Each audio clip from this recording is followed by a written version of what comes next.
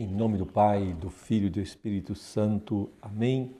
Louvado seja o nosso Senhor Jesus Cristo, para sempre seja louvado. Salve Maria Imaculada. Hoje, sexta-feira, 31 de outubro, voltamos nosso coração para a paixão do Senhor nessa sexta-feira, dia de jejum, de penitência. Hoje também damos graças a Deus pelo mês que passou, porque nós vivemos este mês de outubro. O Evangelho de hoje está em Lucas, capítulo 14. Lucas 14, versículos de 1 a 6. Lucas 14, de 1 a 6. Anúncio do Evangelho de nosso Senhor Jesus Cristo, segundo São Lucas. Glória a vós, Senhor. Certo sábado, Jesus foi tomar a refeição na casa de um dos chefes dos fariseus. E eles observavam. Diante de Jesus estava um homem com os membros inchados. Então Jesus dirigiu aos doutores da lei e aos fariseus e perguntou: é permitido ou não curar no sábado? Eles ficaram em silêncio. Então Jesus tomou o homem, curou e despediu. Depois lhe disse: quem de vós, se tem um filho ou um boi que caiu num poço, não o tira logo daí em dia de sábado? E nada puderam responder.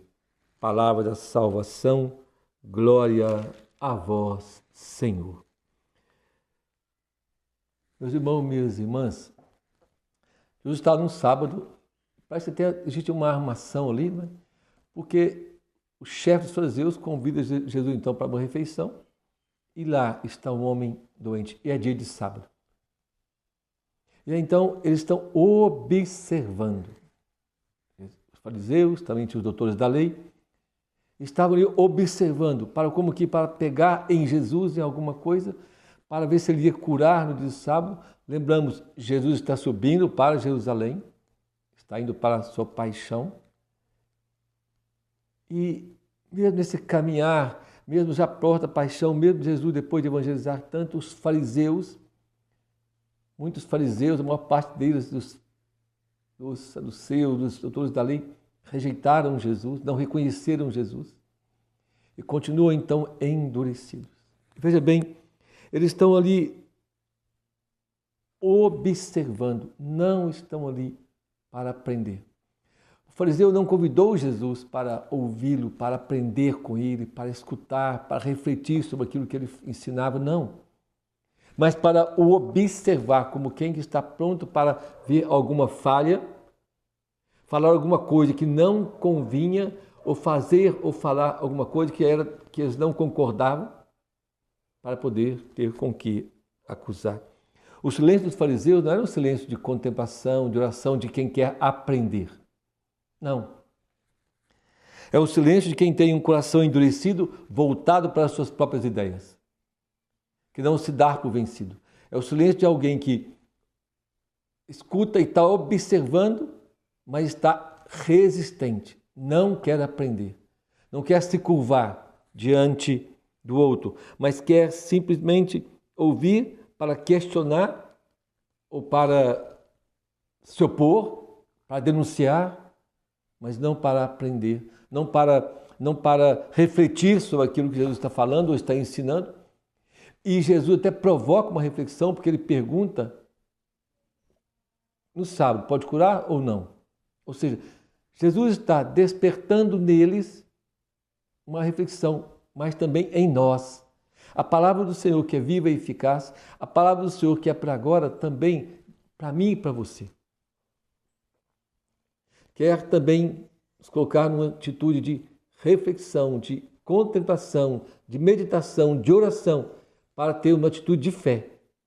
Ou, infelizmente, como tantos, de resistência. Não é? Se nós pegarmos bem os discípulos, é diferente. Os discípulos estavam sempre querendo aprender com Jesus. Os discípulos, eles olhavam, escutavam e queriam aprender o novo. Enquanto os fariseus demonstram um coração endurecido, voltado para a própria vontade, para as próprias ideias, para as suas ideologias, voltados para aquela lei que eles tinham como norma principal, mas, no entanto, Jesus muitas vezes denunciou e denunciava a hipocrisia deles. Porque eles estavam fixos nas leis, nos decretos, mas só de aparência, não tinham um coração dócil, não tinham um desejo de fazer a vontade de Deus realmente, mas sim as suas próprias ideias, endurecidos pelas ideologias, não é? Por aquilo que eles queriam, como também é hoje. Nós vivemos essa realidade hoje, um mundo cheio de ideologias, cheio de vontade humana, cheio de projetos puramente humanos, de gente de coração endurecido que não quer se curvar diante de Deus, não quer se curvar diante da verdade. Fixo nas suas próprias vontades. Quem é o doente nessa história aqui? Afinal, quem é que está doente? Os fariseus, doutores da lei, ou aquele homem com a mão inchada? O homem com a mão inchada, Jesus curou com essa palavra. Põe de pé, chama, cura e despede. Com a força da sua palavra, que a palavra do Senhor é curadora, libertadora, é salvadora, é eficaz. Lá a carta aos Hebreus, capítulo 4. A palavra do Senhor é viva e eficaz, realiza. Então Jesus mandou que curasse, foi curado. Mas existe uma doença maior, mais complicada, a qual esta palavra de Jesus não pôde curar, que é uma doença da resistência, do coração endurecido, da opinião própria, formada. Eu penso assim, eu ajo assim, eu creio assim, eu vivo assim. São as ideias que interessam, como também nós hoje precisamos ser curados. As curas que acontecem em nossa vida hoje, meu irmão, tantas vezes pessoas são curadas, são libertadas, não só para elas, mas para que nós possamos também nos converter. Os milagres que nós vemos tantas vezes, Deus fez um milagre na vida do outro, não fez na minha. Não, na vida do outro, Deus precisava curar, por exemplo, um câncer, curar um problema de saúde, mas para que você veja aquilo, seja curado do seu coração. Mas muitas vezes nós buscamos muitas curas e hoje nós vemos, por exemplo, pessoas buscam ainda, infelizmente, buscam orações de cura, e se tem cura, basta você ver, nós vemos, por exemplo, os canais de YouTube, onde tem orações de cura, libertação, as pessoas gostam. Quando aquela mesma pessoa, aquele mesmo padre, às vezes, faz um vídeo de formação, não dá 10% daquele público que estava lá rezando, clamando cura. Porque às vezes nós não entendemos que a palavra, que o anúncio, que o ensino da palavra é mais importante. E aquelas curas também têm que curar o nosso coração. Os fariseus viam as curas, mas para curar, Jesus queria curar o coração deles, como também hoje quer curar o nosso. Então nós temos que ter uma atitude como a dos discípulos. Veja bem, quando Jesus ele pergunta para os fariseus continuam observando, e nós vemos que eles ficaram em silêncio. Depois, no final do Evangelho, continuaram em silêncio, nada responderam. Porque eram endurecidos, meu irmão. Era a ideia deles que era importante, a vontade deles que era mais importante. O que eles queriam, o que eles criam. Não se curvavam. Diante dos discípulos, nós temos que ter um coração mais dócil, sabe? Como os discípulos, quando lá, diante de Jesus, perguntaram ao Senhor, ensina-nos a orar. Lucas 11:1. Pediu para Jesus, ensina-nos a orar, humildes, não sabemos rezar, ensina-nos a orar. Quando lá no discurso do Pão da Vida, diante daquela pregação, falando da Eucaristia, muitos foram embora, mas na boca de Pedro, os discípulos disseram, Senhor, a quem vamos? Só Tu tens palavra de vida eterna. Este é o discípulo que pede para ensinar a orar, que sabe que só Jesus tem palavra de vida eterna. Quando Jesus contava a parábola lá em Lucas 12, Pedro diz para ele, Senhor, você está falando essa palavra para todos ou para nós? Olha o desejo de aprender. Aqueles discípulos tinham vontade, tinham desejo de aprender de Jesus. Quando, em Mateus 13, a parábola do semeador, os discípulos falam com Jesus, por que eles falam em parábolas?